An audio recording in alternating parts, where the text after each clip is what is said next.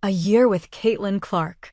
Media figure and girl dad Paul Pabst offers an insightful look at what it was like to share the joy of the Caitlin phenomenon with his daughters. It was a beautiful year. Go back to October 15th, 2023. The Iowa women's basketball team hosted DePaul at Kinnick Stadium, a football stadium. It was an exhibition, but what it really was the kickoff of a year sports fans don't see very often. A total of 55,646 fans showed up to see Caitlin Clark at the start of her final year as a Hawkeye. Any normality in Clark's life was just about over. The past 12 months, for us as sports fans, is now a bit of a blur. Clark broke too many records to list here, including the all-time major college scoring record, first passing Kelsey Plum, then Pete Maravich.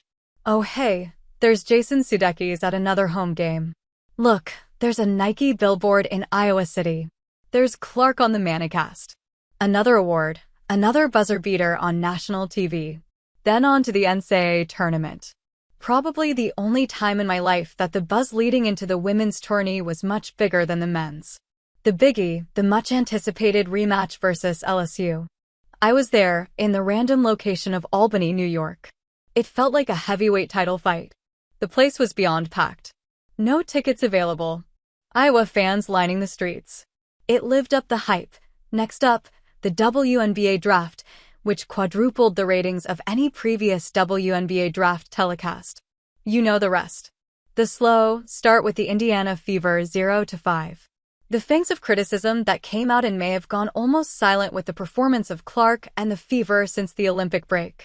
Rookie of the Year to cap the season, and now a long break. A deserved break. Clark put on one hell of a show the past year, and the 3 years before that.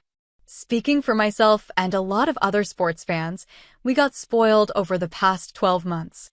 Now it's on hold for a while I'm sure Clark will be busy with sponsor obligations, appearances, family and friends, we as fans won't see her on the court until next spring. Which feels odd.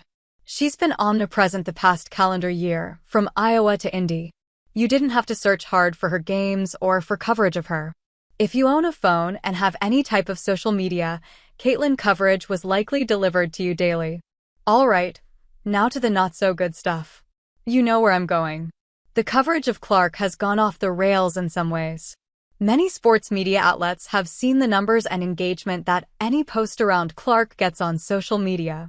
I've talked to people who work at some of these media outlets, and the directive is clear. You can't do enough posts on Clark and mix in Angel Reese for double the engagement. Some outlets have basically concocted stories that aren't there. Anything to keep the regular social posts coming. Check Facebook, check Twitter. It's hard to miss. The byproduct of this is unfair for Clark and other WNBA players. If you look at the responses on these shaky social posts, it's a lot of the same. They say, "I'm so sick of her, cover someone else," and so on. These fans are getting turned off to Clark and the WNBA. But here's the thing, it's the forced coverage they are sick of, not the actual athletes. This has happened to other breakout stars like LeBron James. It happens to teams as well. Look at the overcoverage of the Dallas Cowboys or LA Lakers. The analytics-based overcoverage makes you dislike the subject, the athlete, instead of the outlet that is delivering it to you. Okay, stepping off my soapbox now. This is the super positive part. If you're a girl dad, you may know where I'm going. I have 2 daughters. They started playing organized basketball the same year Clark started at Iowa. Their interest in the sport coincides with her rise as a college star.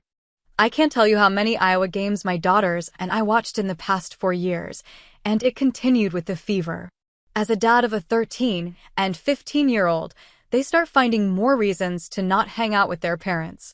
Basketball, Iowa, Clark, and the WNBA have filled a ton of that void.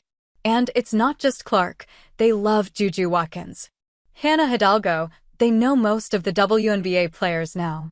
Their interest is not limited to one player. It's growing, but their initial passion for Clark at Iowa set all this in motion. The best day of the past year, hands down, was driving 3 hours home in the dark from Albany after taking my daughters to see LSU Iowa in the NCAA tourney. This game more than lived up to the gigantic hype, and we were there together to see it. They were out of their minds during the game and dead asleep in the back of my truck on the way home. I, however, was smiling like a goofball in the driver's seat. You don't get a ton of days like that with your kids. The entire past year as a sports fan has been a lot of such moments. I've been doing this sports thing for a lot of years now, and you think you've seen it all. The past year proves that we haven't, and there's a lot more on the way. Paul Pabst is the executive producer of The Dan Patrick Show, a nationally syndicated sports talk radio show. He has also worked as a producer at ESPN and CBS News.